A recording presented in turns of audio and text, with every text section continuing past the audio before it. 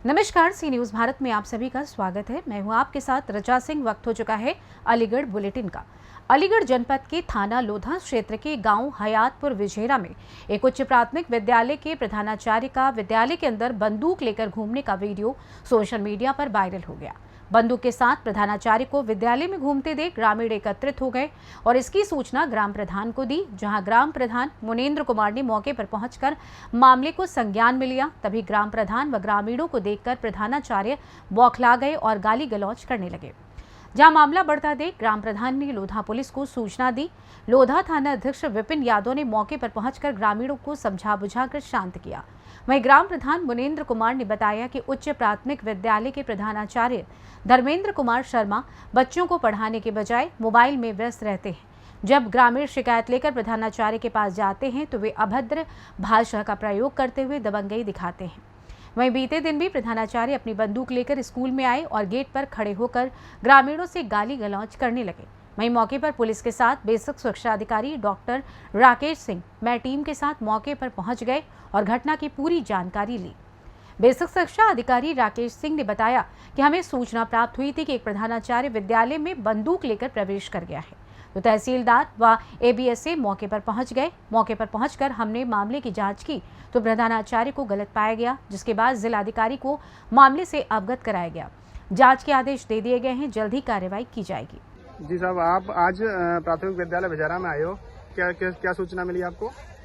मुझे ये बताया गया कि यहाँ पर प्रधानाध्यापक द्वारा राइफल लेकर के स्कूल में प्रवेश किया गया है और मौके पे जांच की गई तो ये बात सही पाई गई। ग्रामीणों और प्रधानाध्यापक के बीच में कुछ विवाद की स्थिति थी। मौके पे तहसीलदार महोदय और पुलिस के अधिकारीगण आ गए थे। सभी स्थिति को सामान्य करा दिया गया है। चूँकि जिलाधिकारी महोदय को हर एक बात का संज्ञान है तो हम लोग रिपोर्ट जिलाधिकारी महोदय को देंगे और उस हिसाब से कार्रवाई। आप जिला अलीगढ़ में किस पद पे हैं महोदय? मैं जिला बेसिक शिक्षा अधिकारी अलीगढ़। अलीगढ़ से सी न्यूज़ संवाददाता संजीव शर्मा की रिपोर्ट। अलीगढ़ के धर्म समाज इंटर कॉलेज में पढ़ने वाले बच्चों को स्कूल के प्रिंसिपल द्वारा बेरहमी से पीटने का मामला सामने आया है। दरअसल स्कूल के प्रिंसिपल ने सिर्फ इसलिए बच्चों को बेरहमी से पीटा क्योंकि वो पानी पीने गए थे। वहीं पिटाई से बच्चों को गंभीर चोटें आई हैं और हाथ पैरों में चोट से नील पड़ गए। बच्चों के परिजनों का कहना है कि उनके बच्चे कॉलेज में पढ़ने जाने में भी डर रहे हैं। वहीं बच्चों का ये भी कहना है कि अगर हम कॉलेज जाएंगे तो प्रिंसिपल सर फिर से हमें ना मारे। क्या बात हुई बेटा तुम्हारे साथ? पानी पीने गए थे दूसरे पीरियड था नहीं, सर्दी आई नहीं थी, तो हम पानी पीने गए थे और सर यहाँ से आए तो सबको इकट्ठा करी और सबको मारने लग गए और हम जा ही रहे थे क्लास में, मारने लग गए। आपको कहाँ मारा था डंडा?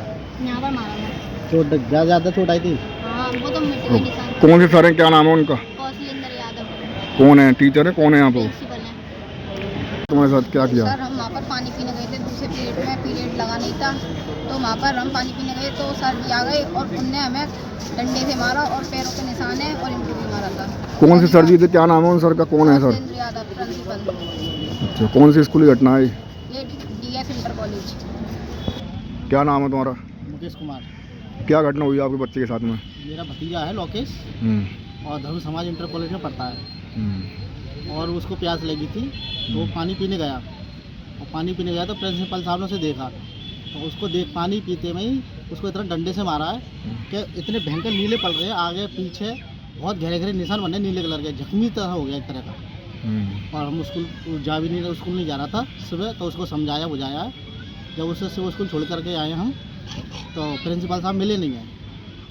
अच्छा। अब प्रिंसिपल बता रहे हैं 15 दिन की छुट्टी, उसकी बुध तक की छुट्टी पे है और जरूरत से ज़्यादा मारा हमारे भतीजे को। अलीगढ़ से सी न्यूज़ संवाददाता संजीव शर्मा की रिपोर्ट। अलीगढ़ मुस्लिम यूनिवर्सिटी एएमयू के 103 साल के इतिहास में पहली बार कुलपति के चयन के लिए राष्ट्रपति को भेजे जा रहे 3 नाम के पैनल में महिला का नाम शामिल हुआ है। सोमवार को एनआरएससी क्लब में हुई एएमयू कोर्ट की बैठक के दौरान चुनाव से पैनल बनाया गया। इसमें एग्जीक्यूटिव काउंसलिंग इसी बैठक में बनाए गए। पैनल में शामिल 5 नाम के लिए वोट डाले गए, जहां जवाहरलाल नेहरू मेडिकल कॉलेज के पूर्व डीन प्रोफेसर एएमयू रब्बानी को सर्वाधिक 61, पटना की चाणक्य नेशनल लॉ यूनिवर्सिटी के कुलपति प्रोफेसर फैजान मुस्तफ़ा को 53 और एएमयू के विमेंस कॉलेज के प्रिंसिपल प्रोफेसर नईमा खातून गुलरेज को 50 मत मिले। इन तीनों नाम के पैनल को अब राष्ट्रपति यानी यूनिवर्सिटी विजिटर के पास भेजा जाएगा। राष्ट्रपति इनमें से किसी एक नाम पर मुहर लगाएंगी।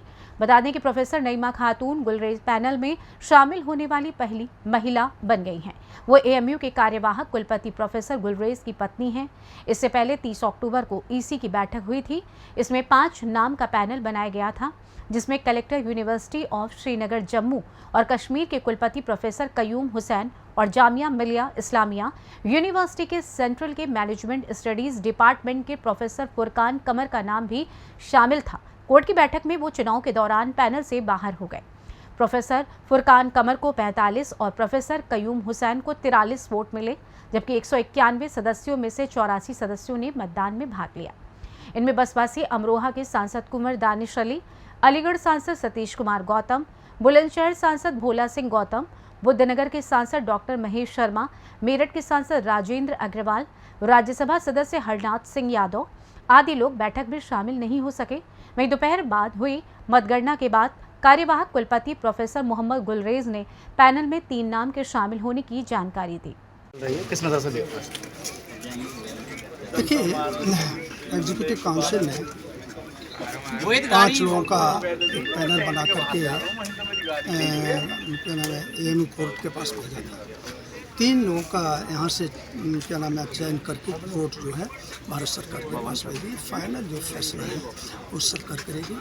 और मैंने मतदान कर दिया है। हमारे भारतीय जनता पार्टी के जितने भी सांसद हैं और अन्य सांसद हैं, सब ने बड़ी रुचि लेकर के मतदान में भाग लिया है। और परिणाम जो है ये आ जाएगा, उसके बाद जो है भारत सरकार की जिम्मेदारी बनेगी। बैठक का क्या परिणाम रहा? देखिए साहब, हिज़्ब मामूल एएमयू एक्ट के थ्रू आपको मालूम है कि ईसी पैनल में से 5 नाम यहाँ पर आए थे और हाईएस्ट गवर्निंग बॉडी जो होती है वो एएमयू कोर्ट होती है। 84 एएमयू कोर्ट मेंबर्स आज यहाँ उपस्थित हुए और 5 नाम में से 3 नाम शॉर्टलिस्ट हुए।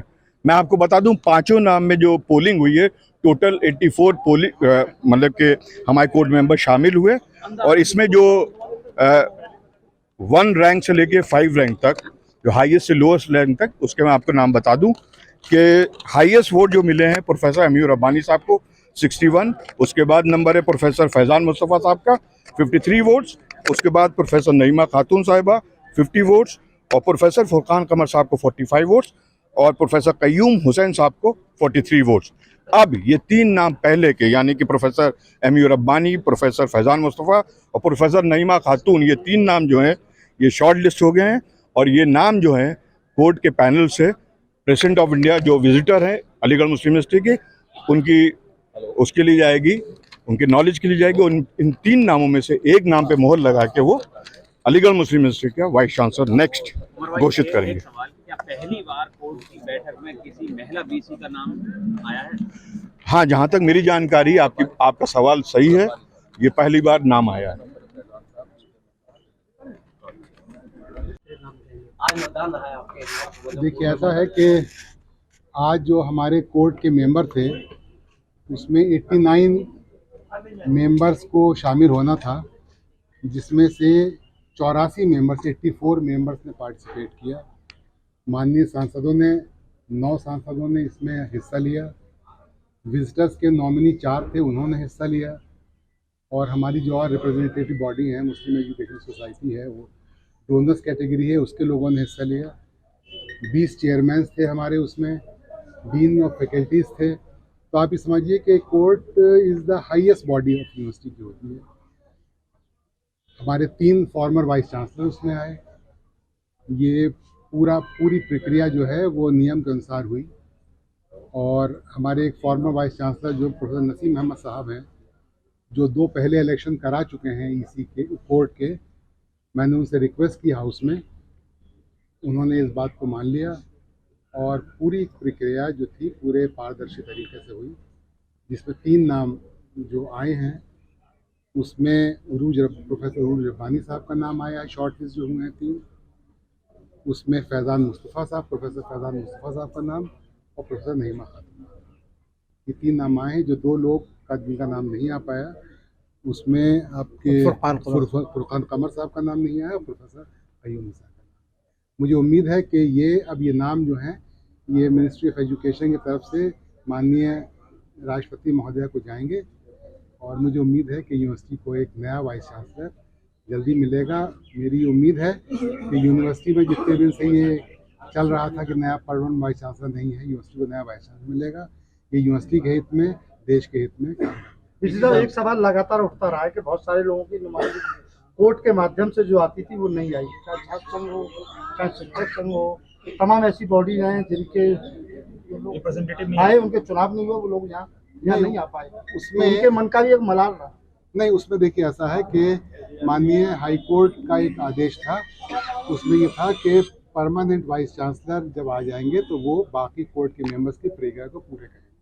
तो हर तरीके से पारदर्शी तरीके से ये काम हुआ और सबकी सरसम्मति से। धन्यवाद। एक चीज पर विराम लगाइएगा। जब एजुकेटिव काउंसिल की बैठक हुई थी, उसमें ये आवाज उठी थी अमूवी के ही लोगों के द्वारा कि थोड़ा बता दीजिए। नहीं, तफसील बताने की इसमें बात नहीं, ये है कि ये पूरी प्रक्रिया जो है ये रूल्स एंड रेगुलेशंस के तहत हुई। इसमें कोई भी इन्फॉर्मेंट नहीं है, इसमें कोई भी ऐसी कमी नहीं है। आप सब लोग पढ़े लिखे हैं, आपको मालूम, अगर कोई ऐसी चीज़ होती तो इतने विद्वान लोग बैठे हैं, कोई ऐसा लॉ कानून होता, कोई बताता। इस पूरी 84 लोगों ने वोट दिया, जिसमें से सिर्फ 2 लोगों ने कहा कि हम इससे सहमत हैं।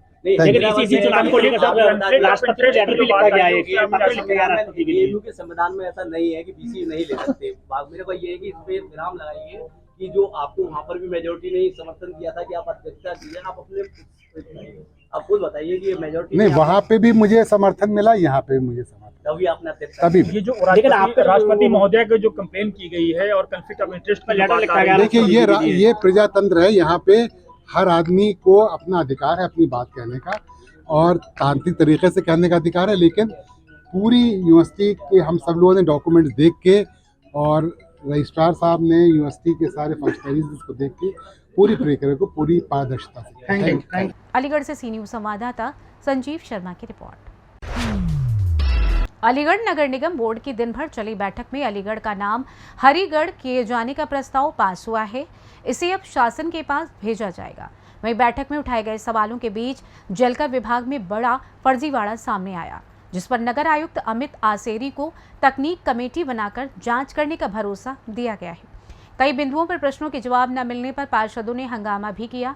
दरअसल अलीगढ़ का नाम हरिगढ़ करने का प्रस्ताव दूसरे सत्र में पार्षद संजय पंडित ने रखा, जहां इसके सर्वसम्मति से पास होने के बाद ताली बजाकर इसका स्वागत किया गया। इससे पहले सुबह के सत्र में उपसभापति व पार्षद कुलदीप पांडे ने बैठक में से बजट का हिस्सा सर्वसम्मति से हटवाया।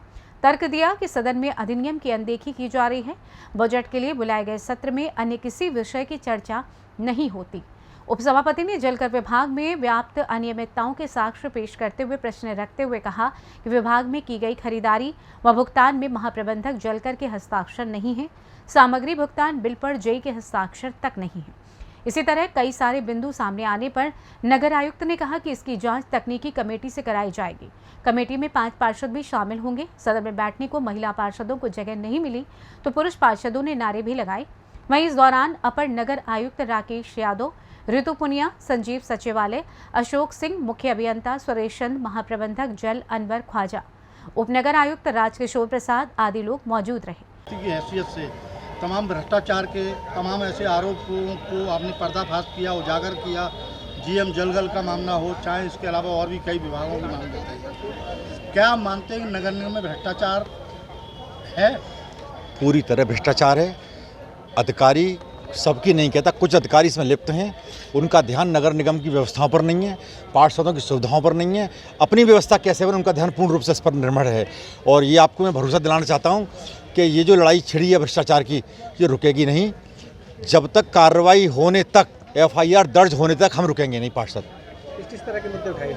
इसमें सबसे एक जलकल का मुद्दा था बहुत बड़ा, जिसमें जो भी जी पोर्टल पर लोड कुछ किया जा रहा था और क्रिया कुछ हो रहा था बार बार। उस पर पर्चियाँ तोल की नहीं थी, अधिकारियों के साइन नहीं थे। एक तो उसमें आपको मिल जाएगा कागज़, एक तो आप समझिए कि नगर आयुक्त ने नीचे से वो मांगा कि ये सामान खरीद लिया जाए, राज बहादुर जी उसमें वो दिया गया है।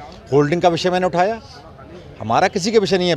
जो निगम की आय है, जो निगम में आय होनी चाहिए, पैसा आना चाहिए, जनता का पैसा, काम नहीं हो रहे। वो अधिकारी का ध्यान तो और कामों में लग रहा है, काम हो कैसे जनता की? जनता मारी डोल रही है, 5 महीने होने को आ रहे हैं आज। विज्ञापनों के मुद्दे पे भी आपने जो है पूरा मामला उठाया जी। उस पर आपने कहा यूनिक पोल में, तो यूनिक पोल में तो शुरू से ही भ्रष्टाचार चला रहा है, ठेकेदार को ब्लैक लिस्ट कर दिया, फिर दोबारा दे दिया, तो क्या खेल क्या है इसमें? देखिए, आप सब बेहतर जानते हैं कितनी अवैध होल्डिंग लगे हुए हैं, क्या सबकी सब जानकारी में है।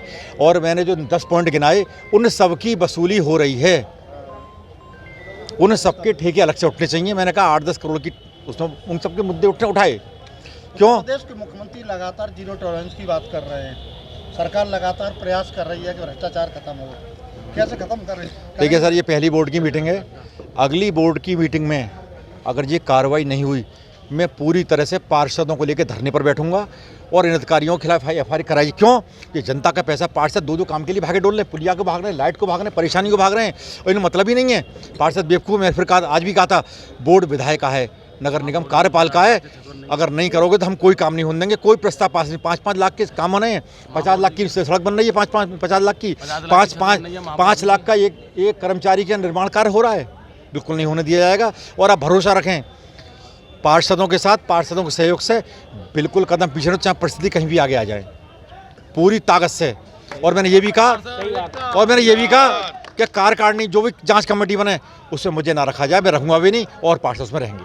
हंगामा हुआ, कई मुद्दे ऐसे निकल के आए जिनके डॉक्यूमेंट भी दिखाए गए, तमाम भ्रष्टाचार लगातार, क्या कहेंगे इस पर?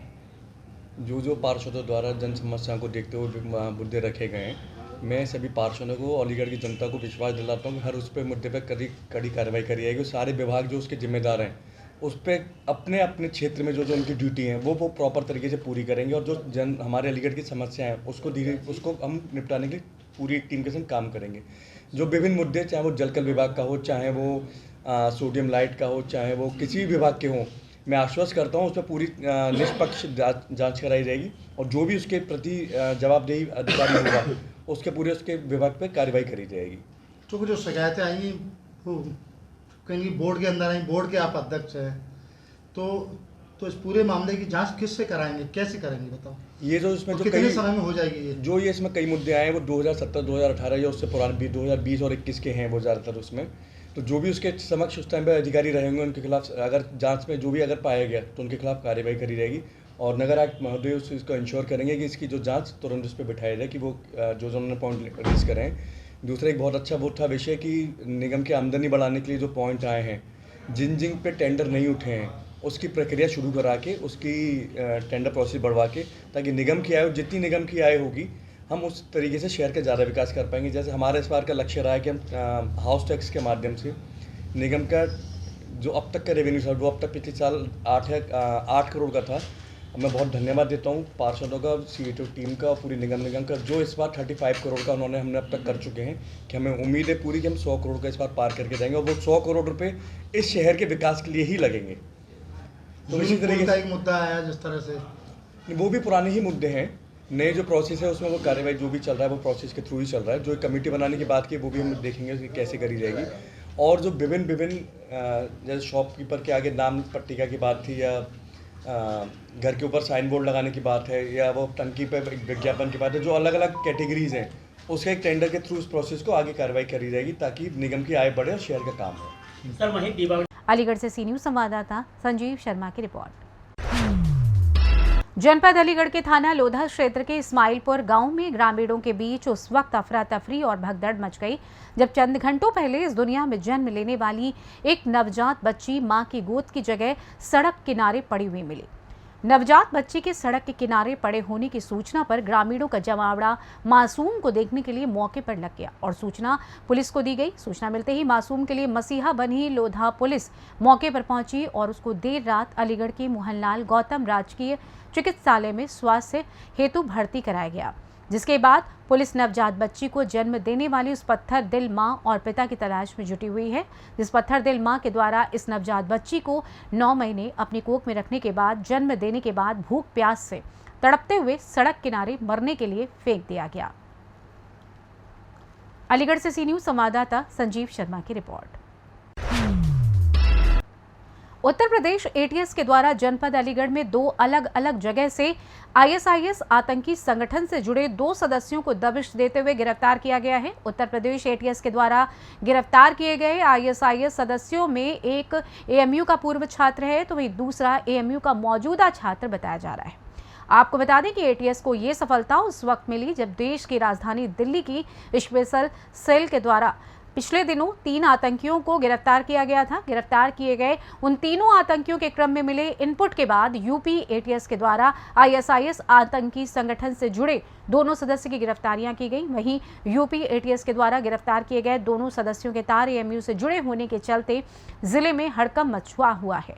तो वहीं एटीएस ने गिरफ्तार किए हुए दोनों सदस्यों को लखनऊ न्यायालय में पेश कर न्यायिक अभिरक्षा में जेल भेज दिया गया, जिसके बाद एटीएस अब दोनों को रिमांड पर लेकर आगे पूछताछ करने की तैयारी कर रही है। आपको बता दें कि यूपी एटीएस यूनिट द्वारा जारी किए गए प्रेस नोट के अनुसार एजेंसी को ये इनपुट मिल रहा था कि कुछ लोग आईएसआईएस से प्रेरित होकर संगठन में शामिल होने की शपथ ले चुके हैं और वे देश विरोधी साजिश रच रहे हैं। ये लोग अपने हैंडलर सीनियर्स के निर्देश पर अपने जैसी सोच रखने वाले लोगों को जोड़कर आतंकी जिहाद की सेना बना रहे हैं। इसके साथ ही यूपी में बड़ी वारदात को अंजाम देने की साजिश भी रच रहे हैं। इस पर जब यूपी एटीएस ने काम करते हुए इलेक्ट्रॉनिक सर्विलांस की मदद से जांच करते हुए साक्ष्य जुटाए, इसके बाद यूपी एटीएस के द्वारा प्रदेश की राजधानी लखनऊ के थाने पर मुकदमा दर्ज कराते हुए 6 नवंबर को उत्तर प्रदेश एटीएस टीम के द्वारा अलीगढ़ जिले में दबिश दी गई। इस दौरान यूपी एटीएस आईएसआईएस आतंकी संगठन से जुड़े अब्दुल्ला अरसलान व माज बिन तारिक को उनके घरों पर दबिश देते हुए गिरफ्तार करके उनको घर से ले गई। अलीगढ़ जिले में अलग अलग जगह से गिरफ्तार किए गए इन दोनों के पास से आईएसआईएस व अलकायदा इन द इंडिया सब कॉन्टिनेंट के प्रिंट दस्तावेज, पेन ड्राइव में प्रोपेगेंडा से जुड़े साक्ष्य मिले हैं। बावजूद इसके इनके पास से मिले इलेक्ट्रॉनिक उपकरणों की मेमोरी में देश विरोधी व आतंकी संगठनों से समर्थित कई ग्रुप पाए गए हैं। इसके साथ ही आतंकी संगठनों के प्रतिबंधित साहित्य का आदान प्रदान भी इन दोनों के पास पाया गया। वहीं एटीएस के द्वारा की गई प्रारंभिक पूछताछ के दौरान पकड़े गए दोनों आतंकियों को मजिस्ट्रेट के समक्ष पेश करने के बाद जेल भेज दिया गया, जिसके बाद एटीएस अब दोनों आतंकी संगठनों सदस्यों को रिमांड पर लेकर पूछताछ करने की तैयारी कर रही है। अलीगढ़ से सी न्यूज़ संवाददाता संजीव शर्मा की रिपोर्ट। फिलहाल अलीगढ़ बुलेटिन में बस इतना ही। देश दुनिया की तमाम खबरों की जानकारी के लिए आप देखते रहें सी न्यूज़ भारत। हर खबर आपके साथ, आपके हाथ।